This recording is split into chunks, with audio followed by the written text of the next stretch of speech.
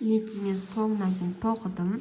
Соңғысы менде міне 3 воздушный петляға көтердім да, енді мына жермен соединительный петля жасаймыз. Мынау бағанағы өз арасынан қосқан аркадан осылайынан соединительный петля жасап, бір воздушный петляға көтереміз да, мына жібімізді мүмкіндігінше ұзынырақ қылып кесіп аламыз. Себебі мен бұны аяқ киімге тігемін. Сол кезде маған тігуге жібім қысқа болып қалмас үшін.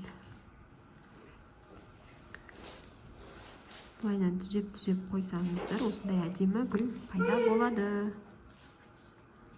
Менде осылайынан тұратын болады. Бұйыртса аяқ киімімнің бетінде мынаны айналдырып, мына әрбір аркаға іліп отырып, екеуін бірге тігіп шығатын боламын.